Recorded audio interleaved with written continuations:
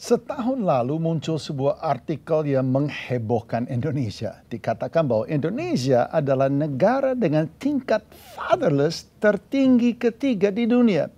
Di luar dari apakah itu benar atau tidak, hal tersebut memang terjadi. Fatherless adalah ketiadaan peran ayah dalam tumbuh kembang anak. Mungkin karena orang tua bercerai, mungkin karena ayah yang bekerja di lain kota, atau bahkan sudah meninggal. Sang ayah tidak terlibat dalam kehidupan anak-anaknya. Kalaupun dia hadir, seringkali dukungan emosional ataupun perhatian yang dibutuhkan untuk perkembangan anak diserahkan kepada sang istri. Dan negara yang mana yang memiliki tingkat fatherless tertinggi di dunia, tak lain tak bukan adalah Amerika Serikat. Menurut data Biro Sensus Negeri Paman Sam tahun 2022 silam, ada sekitar 17,8 juta anak yang tinggal tanpa ayah.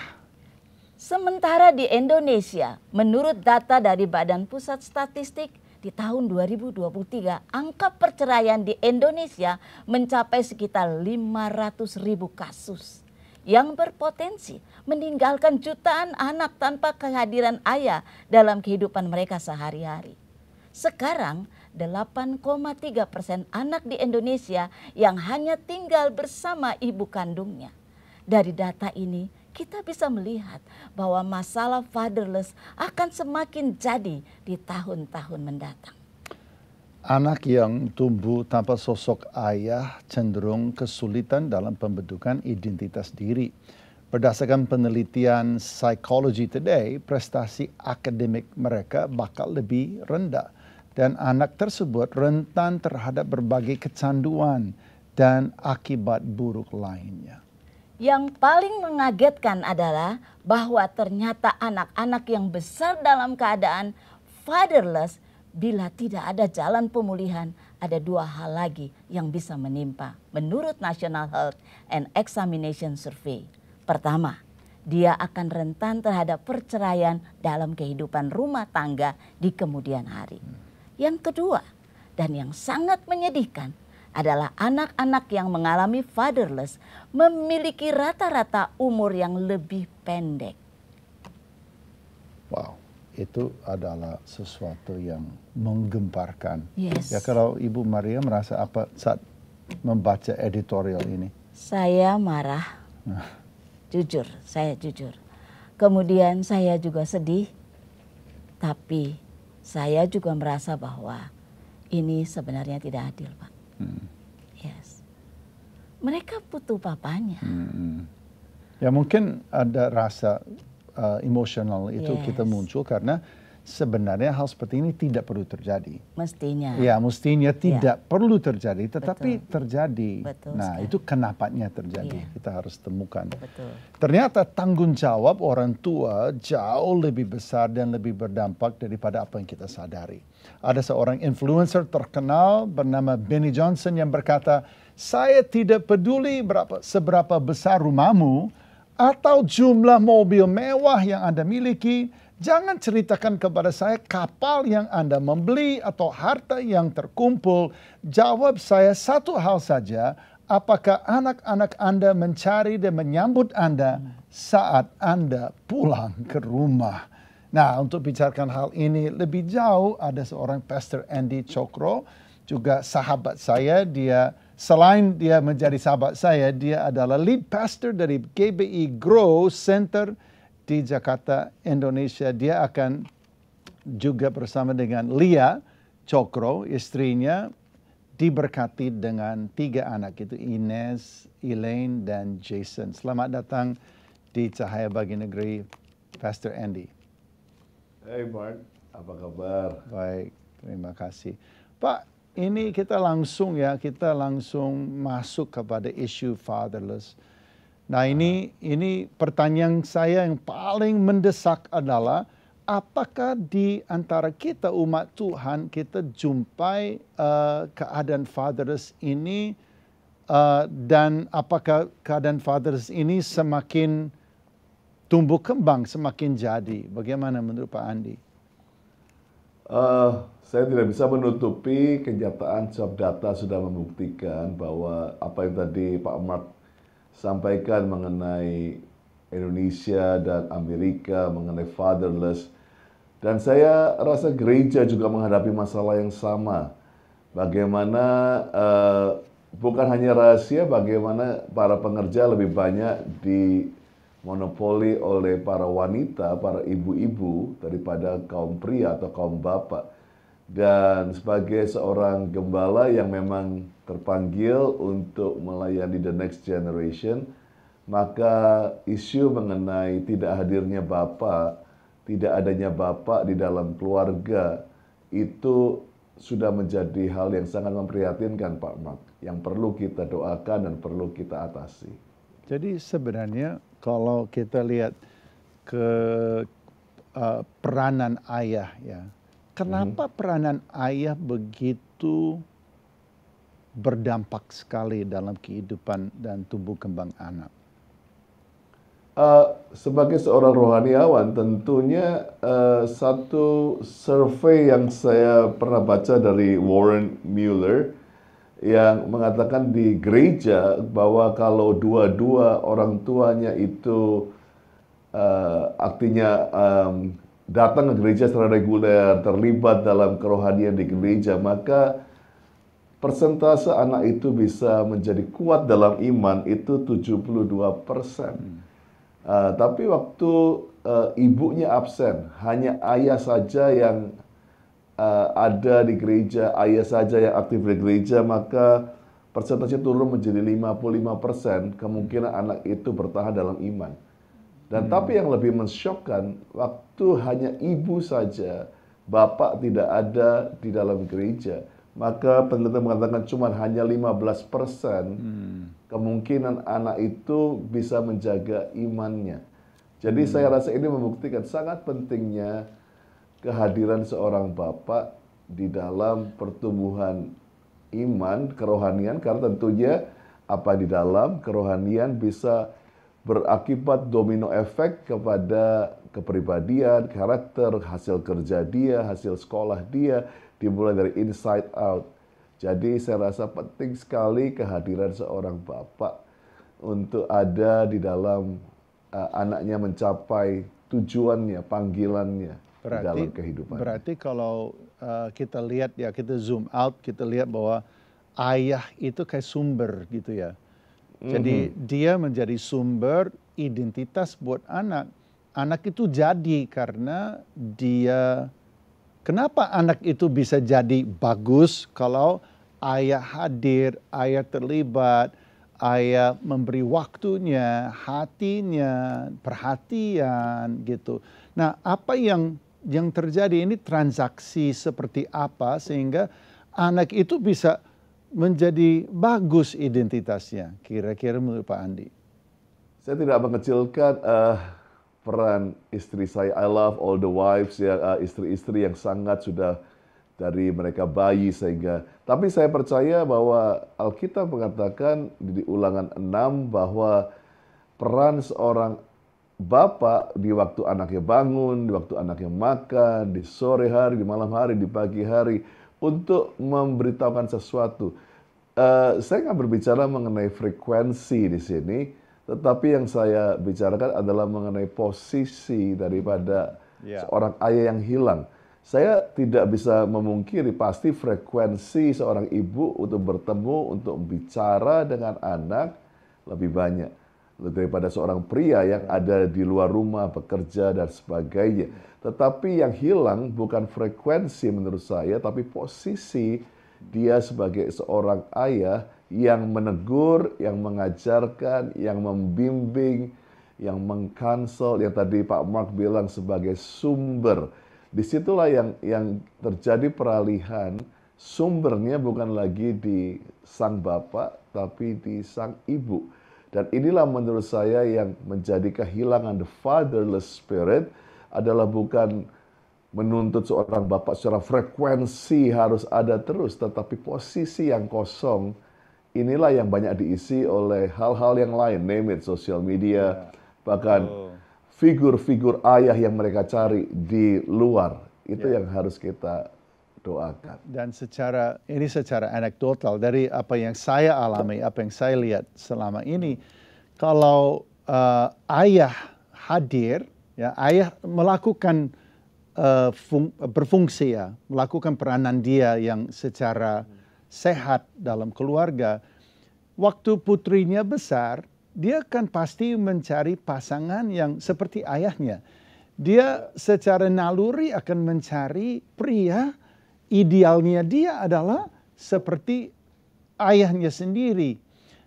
Tetapi sebaliknya juga benar. Kalau ayahnya itu ceraikan mamanya atau berselingkuh kiri kanan, terus nggak hadir, abai dan sebagainya, dia juga akan pada akhirnya mendapat pasangan yang nggak jauh daripada ayahnya itu. Jadi sepertinya ada faktor turun. Bagaimanapun juga itu siklus itu akan berputar kepada generasi yang di bawahnya. Apa yang membuat itu terjadi, Pak Andi? Well, waktu di Maliaki dikatakan pasal 4 ayat 5 dan 6 bahwa di hari-hari akhir Tuhan akan mengirimkan rohnya Elia supaya hati bapak kembali kepada anak, hati anak kembali kepada bapa, supaya Tuhan tidak memukul bumi sehingga musnah. Dan saya percaya inilah sebetulnya the skenario yang harus kita kembalikan, hati bapak kembali kepada anak. Karena yang dirusak adalah the image of father. Yang dirusak adalah gambar dirinya bapak. Since the day one. Dari hari pertama, Hawa sudah dirusak citra mengenai Allah Bapa itu seperti apa. Sehingga saya percaya kerusakan ini, kerusakan yang terjadi adalah waktu anak-anak ini lahir dengan melihat image orang bapak itu seperti apa. Bisa seorang bapak menjadi sangat disiplin, menjadi tidak pernah memuji, maka di situ dia akan melihat bapak itu hanya mengambil advantage. Sehingga waktu dia pun ingin mengenal Bapa yang ada di sorga atau Allah Bapa, dia pun juga tidak bisa mengenal Bapa yang penuh kasih. Atau sebaliknya, Bapa yang sayang, hanya bisa memberi, tidak pernah menolak, tidak pernah menegur, tidak pernah mendisiplin. Itu juga menjadi satu gambar diri yang rusak. Jadi saya rasakan bahwa inilah yang salah satu benang kusut saya katakan yang iblis ciptakan, yang dunia ciptakan adalah supaya gambar dirinya seorang bapak itu rusak.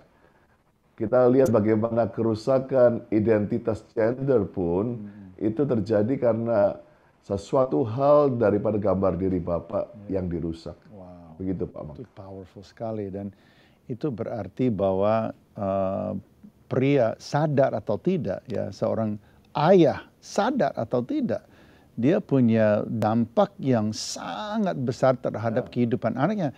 Mungkin masalahnya adalah banyak sekali ayah tidak sadar. Dia katakan, hey, saya lagi harus mencukupi kebutuhan keluarga. Saya kan harus cari uang. Ya kan, yang anak saya butuh untuk dapat pendidikan yang baik, untuk dapat semua yang dia butuhkan, kan dia butuh uang gitu. Jadi ya dimaklumkan dong bahwa saya harus kerjakan itu. Sehingga seakan-akan itu menjadi alasan atau dia berdalih di situ kenapa dia tidak hadir. Nah, pria harus seperti apa? Kalau memang dia kan harus memang mencukupi keluarganya. Nah, pria harus bagaimana, Pak? That's good. Tadi Mark bilang mengenai bagaimana anak wanita pun juga melihat karakter ayahnya. Yang saya katakan tadi bukan frekuensi tapi posisi. Kita harus make sure anak-anak kita tahu ada satu posisi waktu mereka mencari, mereka mendapatkannya. Ada satu chair atau kursi yang ditahu kalau aku butuh ada sesuatu yang bisa dia dapatkan. Saya belajar dari seorang hamba Tuhan yang namanya Dick Iverson yang memberikan contoh seperti ini. Di tengah kesibukannya dia melayani begitu luar biasa, seorang hamba Tuhan yang dari Portland, Oregon ini. Dia cuma bilang seperti ini, Setiap hari dia berikan waktu 5 menit saja untuk anak putrinya. Baik telepon, baik ketemu. Banyak orang bilang, 5 menit kan nggak cukup. Tetapi konsistensi adalah kuncinya, di mana anaknya tahu bahwa setiap hari, at least ada 5 menit waktunya dia, window, position, di mana ayahnya akan siap datang ke kamarnya, ngobrol, telepon, WA, apa aja, untuk menanyakan yang pribadi. Dan itu saya terapkan dalam kehidupan saya. Memang pertama susah, cuma 5 menit, atau harus setiap hari 5 menit. Tapi banyak 5 menit saya dan anak saya berkembang menjadi 3 jam, menjadi 4 jam. Ya, kadang-kadang menjadi cuma 3 menit waktu mereka begitu sibuk. Tapi yang saya cuma perlihatkan kepada mereka, there's a window, ada satu posisi yang selalu akan available every day, setiap hari, 5 menit at least ada di situ. So kamu bisa menemukan sosok Bapak ada di situ. Karena tidak mungkin, saya tahu seorang ayah kalau bicara mengenai frekuensi harus ada, harus meninggalkan rapat dan segala macam akan sulit. Tapi yang saya rindukan adalah anak-anak kita punya satu rasa security, keamanan, bahwa posisi itu akan ada selalu, at least setiap hari. Walaupun cuma 5 menit, tapi saya percaya itu meaningful dalam kehidupan mereka.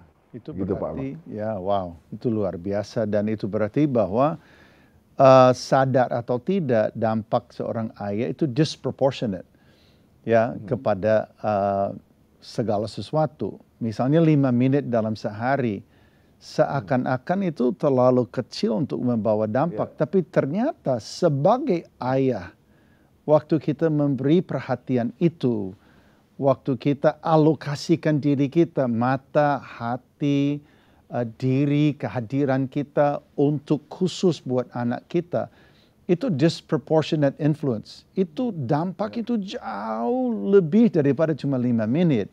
Itu adalah sesuatu kayak saham rasa aman. Mungkin seperti itu ya Pak ya.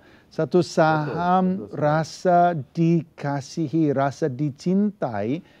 Kalau itu kita tidak investasikan dalam kehidupan anak-anak kita, ya nanti dia akan cari di tempat lain. Dan saya pikir itulah yang akhirnya menciptakan siklus yang membuat rusak kehidupan anak ya. Karena dia akan cari itu, dia butuh. Berarti Tuhan menciptakan anak-anak kita sebagai anak yang butuh kehadiran ayah. Saya pikir seperti itu udah template-nya Tuhan. Bagaimana Pak Andi? Betul sekali. Jadi disitulah makanya absent of a father atau kehilangan seorang ayah menjadi satu masalah besar, ketimpangan dari satu keluarga, seperti mesin yang tidak bekerja separuh. Bagaimana kita bisa berjalan dengan baik, bagaimana sistemnya berjalan dengan baik, maka semuanya akan menjadi lebih pelan, lebih lumpuh, bahkan menjadikan kerusakan daripada sistem yang memang sudah Tuhan ciptakan. Jadi yang kita perlu ingatkan di tengah semua hal yang terjadi di zaman modern ini adalah mengembalikan kembali fungsi dan posisi seorang bapak yang ada di dalam keluarga. Itu Pak Mak. Pak Andi, kita tinggal 1 menit lebih dikit. Bisa saya kasih last word ke Pastor Andy untuk menasehati langsung kepada para ayah, kepada para pria, mungkin juga calon, ya orang yang nanti kelak akan menjadi seorang suami atau seorang ayah kemudian hari. Apa yang Anda nasihati kepada kami para pria untuk kami memenuhi panggilan Tuhan dalam hidup kami sebagai ayah? Baik, thank you Pak Mark.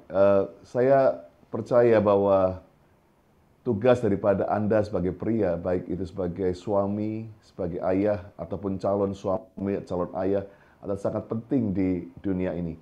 Saya encourage setiap komunitas mempunyai paling tidak komunitas pria, di mana Anda bisa juga saling berbagi, saling membangun. Gereja harus kembali untuk membangkitkan kaum bapak, di mana bapak-bapak harus hanya bukan berkumpul untuk hobi, tapi berkumpul untuk saling mendoakan, saling membangun dengan iman. Wow. Saya sebagai seorang gembala, satu waktu saya disuruh Tuhan untuk Sabat, bukan hanya menjadi youth pastor, bukan hanya menjadi gembala untuk youth, tetapi untuk menjadi gembala untuk my own youth, untuk menjadi gembala anak-anak muda saya sendiri, yaitu anak-anak saya. Wow. Dan sejak saat itu saya tahu bahwa sesehat anak-anak saya, sesehat itulah jemaat nanti yang saya gembalakan. Jadi itulah cermin yang tidak bisa dipisahkan. Maka setiap kali saya berkhotbah, kalau anak-anak saya masih datang, crying, masih bilang, Dad, terima kasih untuk pesan ini. Saya tahu saya in the right track. So saya pesankan, jangan takut, karena Tuhan adalah disebut Allah Bapa. Kalau kita menerima kasih Bapanya, otomatis karakter Bapa akan transfer ke kita. Kita bisa menjadi Bapa dan suami yang baik. Yang lebih Tuhan baik. memberkati. Thank you Pak Andy, thank you for coming on to Hai Bagi Negeri. Kita nanti ketemu di kemudian hari. God bless you. Thank you. God bless you. That's it. Powerful sekali. Dan saya pernah ketemu salah satu anak perempuan atau putrinya Pastor Andy. Oh, very sharp. Yeah. Hatinya lembut, ya, sangat luar biasa. Yeah. Amazing. Siapa sangka seorang pendeta muda yang dipakai Tuhan luar biasa ternyata mengalami fatherless sejak kecil. Bagaimana kisahnya? Mari kita saksikan bersama. Nama gue Gideon Simanjuntak. Usia 6 tahun, bokap ninggalin gue, ninggalin nyokap, ninggalin gue semua. Pernah gue maksa nyokap untuk ambil rapot. Tapi nyokap bilang, mama perlu cari duit. Karena mama besarin 6 orang anak. Mama janda, dan kalau mama gak kerja kamu gak makan. Yang bikin sakit dan hancur sehancur-hancurnya adalah bokap milih untuk pergi sama perempuan itu. Tinggalin kita berenam, yang nangis-nangis, yang bilang, Dad, Papa please jangan tinggalin kami. Tapi the whole world is changed lah. Dunia semua berbeda. Papa pergi, bawa semua duitnya, bawa semua apa yang dia punya. Abang lari ke narkoba, gue juga larinya ke lingkungan yang gak beres lah. Gue lari cari sesuatu yang terima gue. Ya dunia malam. Ya gue ngerasa kayak why these things tuh harus kejadi sama gue. Ujung-ujungnya gue cuman telan dan nangis. Bahkan kadang-kadang kayak questioning gitu, bertanya-tanya. Where are you, God? Dan segala macam. Males aja sih sama hidup. Males sama lingkungan. Kayak gue gak tahu masa depan gue gimana. Karena bener-bener double deh. Bokap gak ada, miskin iya, susah iya. Jadi bingung. Nyokap gue adalah penyelamat bagi hidup gue. Zaman-zaman gue nakal, misalnya gue pulang pagi dan gue lompat pagar dan gue lewat kamar depan nyokap, pasti ada lagu, ada doa, dan doanya Tuhan gitu. Saya seorang janda, angkat 6 orang anak saya, dan hal-hal itu tuh yang bikin gue gimana ya? Gimana sih? Lo dengar nyokap lo doa, nangis sebut nama lo, dan dia ngucapin hal-hal yang baik tentang kita, bahkan ngucapin kata-kata berkat buat masa depan kita. Seketika tuh kayak gue jadi pede, gue jadi punya kekuatan, dan gue jadi yakin bahwa I can be someone. Tapi nyokap selalu bilang, biar bagaimanapun itu papa kamu. Dan nyokap selalu bilang, kebencian kamu gak akan membuat kamu kemana-mana. Kamu harus ampunin. Yang paling sakit kan nyokap gua. Yang paling kecewa kan nyokap gua. Tapi kok dia bisa punya hati sebesar itu ya. Dan gua mulai masuk dalam pergaulan yang benar. Dan gue sampai suatu titik kayak hati kecil gue tantang gue gitu. Lo udah beres belum sama bokap lo? Gue nangisnya, hancur karena tiba-tiba all the bad things tuh kayak gitu, kayak jadi video dihina dan lain-lain. Tapi Yesus setia sampai di kayu salib dan mati. Yang punya dunia tinggalin surga, datang ke bumi, dihina sama ciptaannya, mati buat kita. Dan itu membuat konsep berpikir gue kayak, kalau Yesus aja mau lakuin itu, artinya kalau gue nggak ngampunin, kalau gue sia-siain hidup gue, kalau gue lari ke dosa atau menyenangi perbuatan-perbuatan yang menyakiti hati Yesus, berarti gue nggak terima kasih Yesus. Mutusin untuk pertama gue harus ampunin. Bagaimanapun dia bokap gue. Gue mau dia juga berubah. Gue telepon dia, gue minta ketemu, gue peluk, dan gue bilang, gue dipanggilnya Bontot di rumah anak paling kecil. Gue bilang, Bontot, ampunin papa, Bontot sayang sama papa. Udah gue peluk dan gue nangis. Semenjak hari itu gue mulai doain bokap gue, supaya bokap gue juga at the end dari hidupnya dia bisa jadi orang yang benar-benar dipulihin. Hal ini membuat gue jadi kayak semua beban di sini tuh kayak keangkat. Hati tuh kayak lebih luas. Nggak pahit lagi, nggak bitter lagi sama kehidupan. Dan hal ini membuat gue jadi, gimana sih, lo selama ini kayak lo lari, lo punya beban, lo punya bagasi masa lalu yang lo bawa terus kemana-mana. Jadi ketika gue mutusin untuk lepasin semua, ampunin semua, dan gue putusin untuk kayak kebencian, kepahitan, itu bukan hal yang baik buat gue. Gue lepasin semua, dan ketika gue lepasin itu semua, gue datang sama Yesus, gue minta kekuatan dari Yesus, dan tiba-tiba hidup gue jadi lebih bahagia. So, bebas dari kepahitan, bebas dari kebencian, jadi pribadi yang lebih baik lagi, dan hal-hal yang indah, yang gokil menanti lo semua. Wow. Ya, ini yang saya kagum dengan kesaksian ini. Pertama, dia terbuka menceritakan itu semua. Saya pikir itu luar biasa.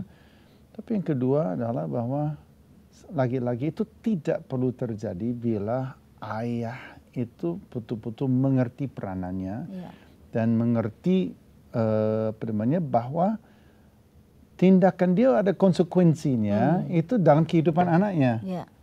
Ya mungkin ayahnya itu kelelap, dia terbawa-bawa kan, tidak berpikir lagi bahwa langkah-langkah itu pada akhirnya akan tinggalkan jejak. Betul, iya. Saya tadi waktu dengarkan kesaksian anak ini, saya hanya melihat dia tuh korban ya. Tapi korban harus memiliki hatinya Tuhan untuk dia mengampuni sang pelaku. Ya, dan tetapi dia adalah kasus langka. Jangan lupa itu, Ibu Maria.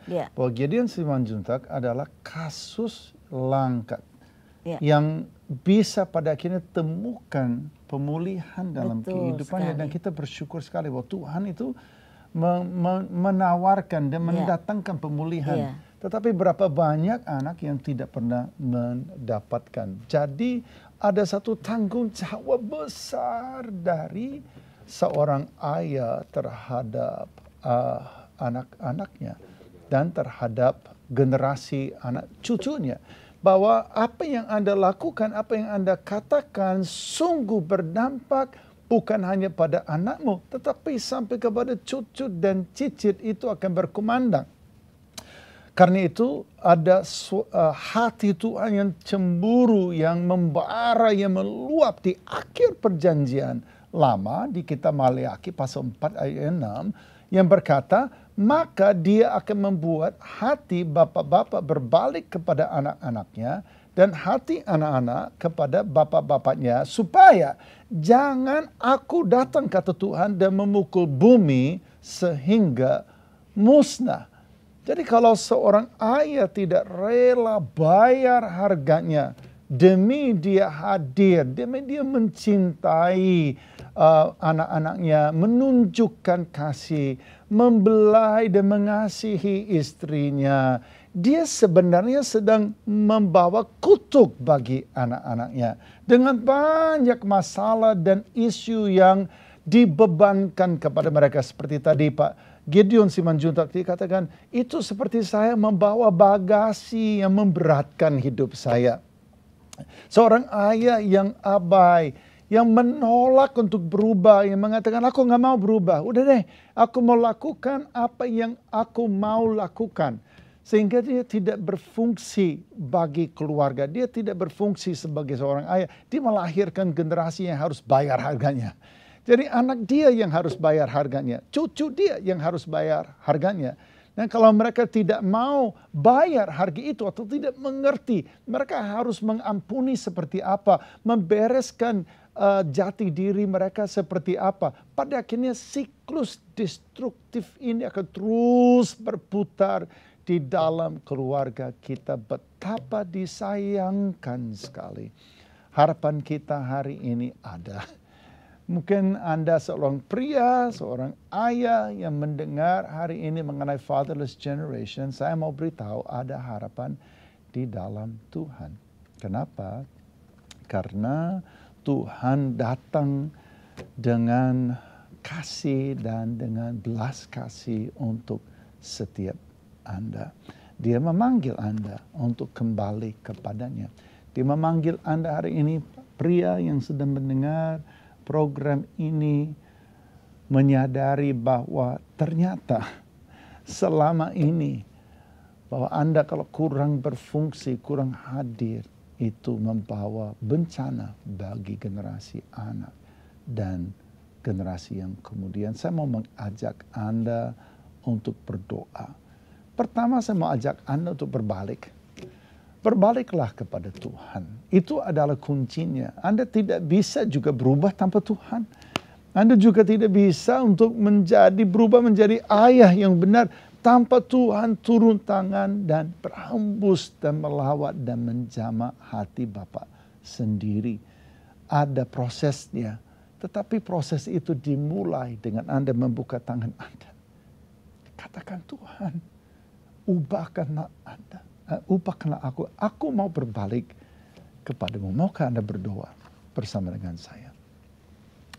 Tuhan, kami pada pria hari ini berdoa dengan berseru, dengan mengatakan, Tuhan, kami berbalik kepadamu. Hati kami berbalik, ampunilah kami. Doakan itu. Katakan kepada Tuhan, Tuhan, aku berbalik kepadamu. Aku mengaku dosa dan kebejatan dan semua kesalahan dan pemberontakan. Dan hatiku hari ini berbalik kepadamu. Ampunilah aku. Pulihkan hatiku supaya saya menjadi sumber yang baik, sumber yang murni, sumber yang memberkati anak dan cucu dan generasi yang akan datang. Hari ini saya mau berdoa bagi Anda yang berkata bahwa aku merasa hidup ini begitu sulit dan aku tidak mampu. Tahukah saudara bahwa hanya Tuhan yang memampukan, bahwa hanya Tuhan yang membuat engkau kuat, dan di dalam Tuhan ada keselamatan. Hari ini Tuhan akan datang dan memberikan keselamatan bagi Anda. Sebab di dalam Yesus ada pengampunan.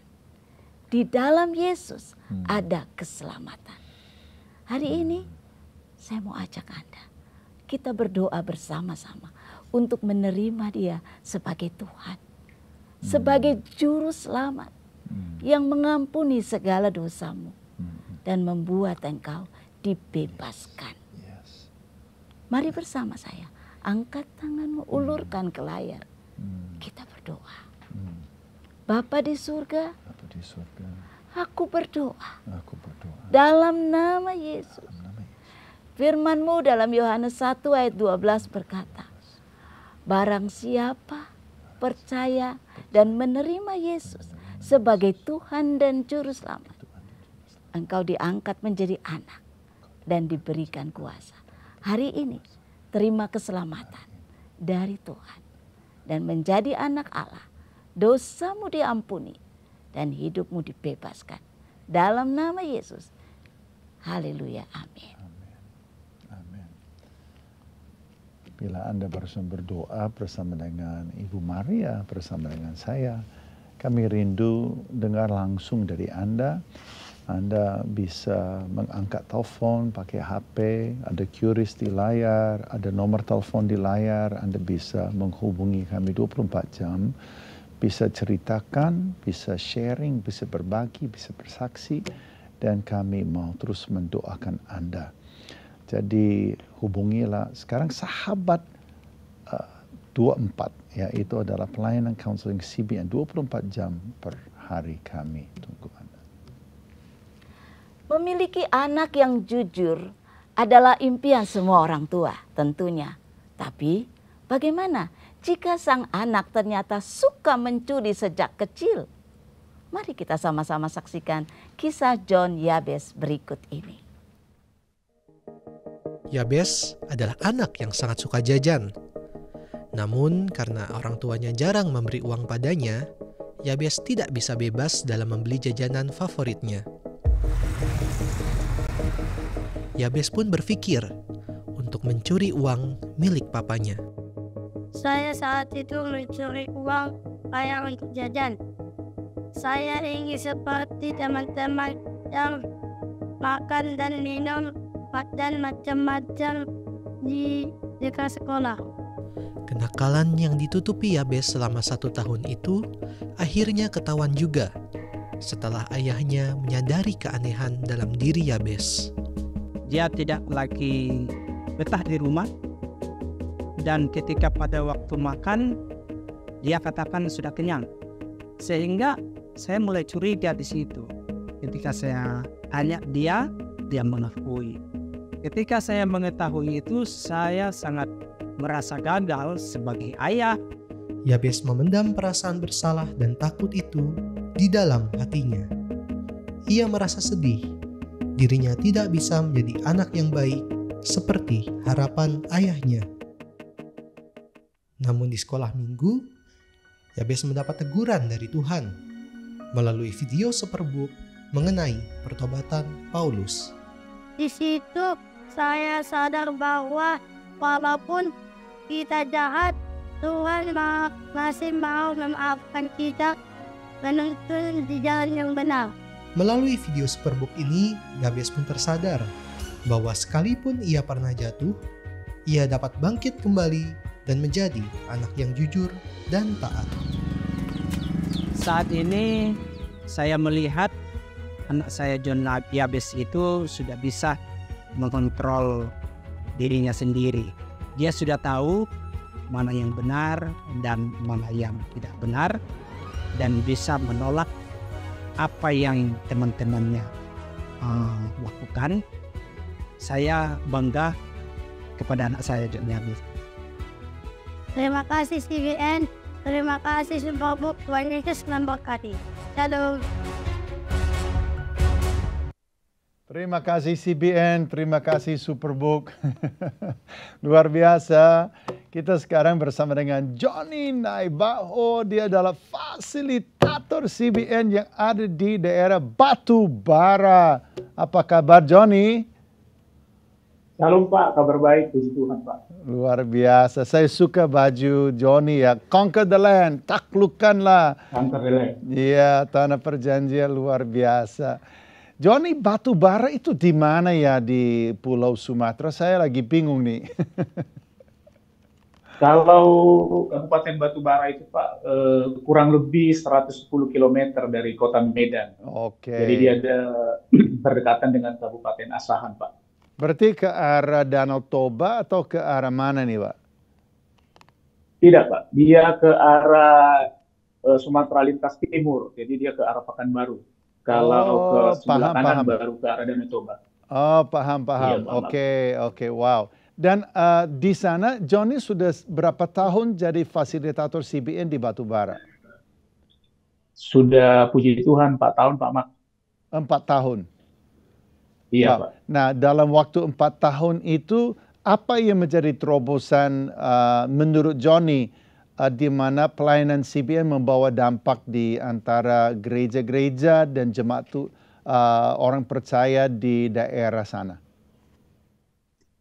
Selama 4 tahun, Pak, saya melihat dan mengamati, merasakan langsung bahwa yang pertama gereja itu sudah menyadari bahwa ada tantangan di zaman saat ini, yaitu pengaruh teknologi digital. Ya, itu yang awalnya gereja tidak menyadari itu sehingga kurang kepedulian terhadap pelayanan anak.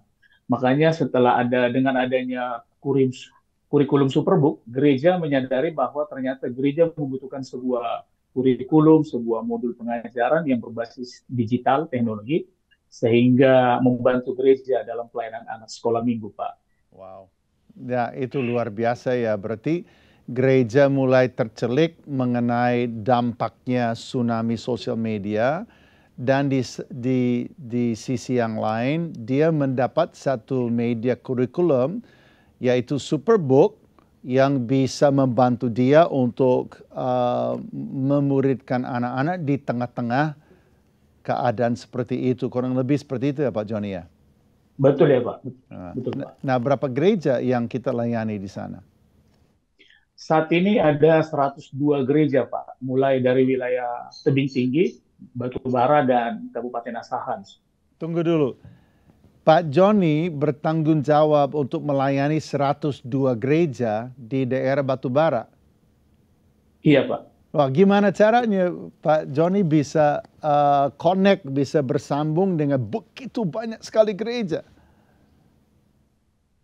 Kita yang pertama itu yang kebiasaan yang kita bangun itu adalah kita berkomunikasi dengan gereja lewat gembala. Lalu yang kedua dengan kunjungan gereja Pak, itu yang kita lakukan rutin setiap bulannya. Lalu lewat training itu berkomunikasi langsung dengan para guru-guru sekolah minggu. Wow.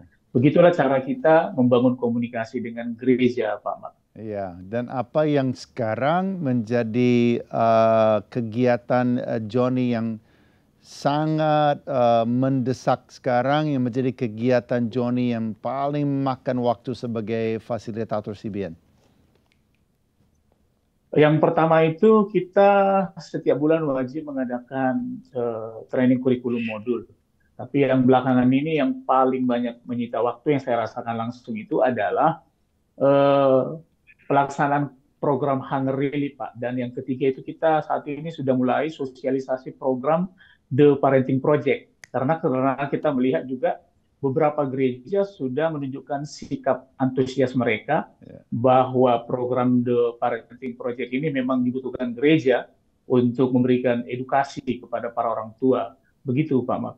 Luar biasa. Dan pengen tahu ya, kira-kira keunikan daripada pelayanan CBN yaitu holistik ya. Pak Johnny melihat ini terwujud di dalam komunitas di sana. Wujudnya seperti apa pelayanan yang holistik? Nah, puji Tuhan program kita itu Pak kan disebut dengan HDME ya, Holistic Discipleship Making Economic System. Jadi di wilayah Batubara itu ada 2 lokasi HDME. Yang pertama itu adalah Sol GPD Ecclesia dan Sol GPD El Sadai. Sol itu, nah, tunggu dulu, di kedua Sol itu ini, apa itu Sol? Karena pemirsa kita tidak mengerti Sol. Sol itu singkatan dari School of Life atau sederhananya Sanggar Belajar, Pak. Sanggar Belajar ya, CBN namanya School of Life. Oke, silakan Pak. Nah, jadi di Sanggar Belajar ini anak-anak itu dimuridkan untuk hidup sesuai dengan firman Tuhan. Lalu orang tua itu juga dibantu karena bagaimana bisa memuridkan anak dengan baik kalau mereka perekonomiannya kurang. Wow. Nah, makanya di Seoul ini ada program Hunger Relief namanya, Pak. Nah, Hunger Relief itu berarti ada kayak apa namanya, pinjaman lunak atau pinjaman atau bantuan dari CBN supaya mereka bisa memperbaiki ekonomi keluarga. Contoh konkretnya Hunger Relief di sana apa ya, Johnny, ya programnya? Salah satunya itu pemberian bantuan modal usaha tani jagung, Pak, di Desa Pematang Pau. Ya, jadi ada satu keluarga namanya keluarga Pak Mangasina Dabdab. Beliau punya 6 orang anak. Dia sudah begitu lama mengalami kesulitan ekonomi. Ya, saking sulitnya ekonomi sampai ada dapurnya yang sudah reot. Beliau tidak bisa memperbaikinya. Nah, ketika CBN ya memberikan bantuan modal usaha untuk tani jagungnya, yaitu program Hunger Relief tadi, puji Tuhan di bulan Desember kemarin mereka bisa bertanam jagung dan puji Tuhan hasil jualnya baik, sehingga hasilnya itu bisa dipergunakan untuk memperbaiki dapurnya yang reot tadi, Pak Mak. Dan mereka sangat bersuka cita oleh program itu. Pasti, luar biasa. Johnny saya bisa banyak waktu ngobrol dengan Johnny. Waktu kita habis, tapi Johnny maju terus, taklukkanlah tanah perjanjian, conquer the land, pantang mundur, ya, terus melayani gereja-gereja, 102 gereja yang menggunakan sekolah minggu Superbook dan juga melayani keluarga secara holistik, ya. Kiranya itu terus bertumbuh berkembang di sana. Terima kasih pelayanan Johnny. Jerilah Johnny setiap hari di sana bagi kerajaan Allah. Thank you, Johnny. Amin. Nah, selama 3 tahun terakhir ini pelayanan CBN bekerja keras untuk persiapkan sebuah seri khusus berjudul The Parenting Project. Kami percaya bahwa ini akan menjadi alat di tangan gereja di seluruh Indonesia untuk melatih setiap orang tua mereka menjadi orang tua yang lebih baik bagi anak-anak mereka. Ini adalah proyek yang sangat penting, masuk di saat yang sangat penting dalam sejarah gereja, sehingga membekali setiap gereja, sehingga bisa diadakan pemberdayaan orang tua atau parenting di setiap gereja. Mari kita lihat cuplikannya.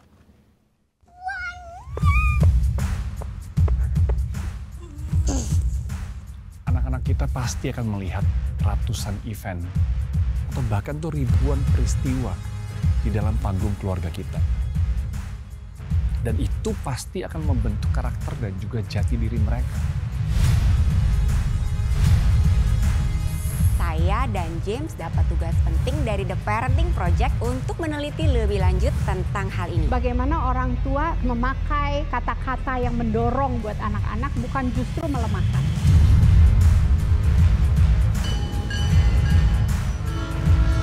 Mencari ilustrasi untuk The Parenting Project. Kita lihat itu. Bagus loh.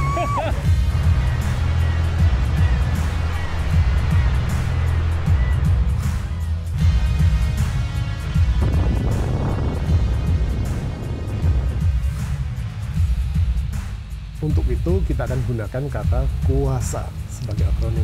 Kata karir akan menjadi akronim kita.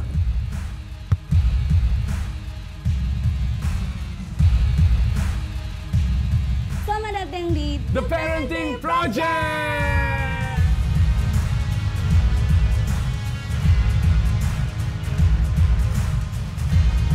Bila seseorang memiliki masa kecil yang baik, kemungkinan besar sekali dia akan sehat dan memiliki masa depan yang cerah. Jadi orang tua, Anda harus belajar menjadi orang tua.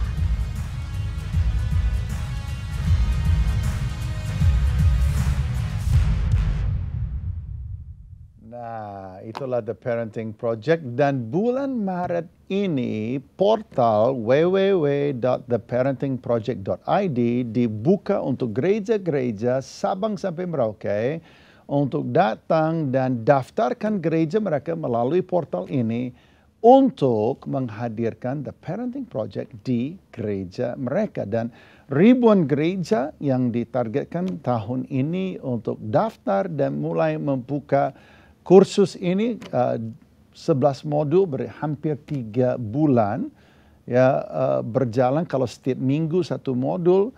Ini adalah proses 3 bulan ini akan menjadi momentum yang luar biasa bagi gereja-gereja di seluruh Indonesia.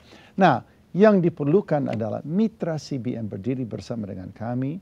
Kami mau membuka ini di wilayah-wilayah di seluruh Indonesia antara para fasilitator, antara para sinode-sinode.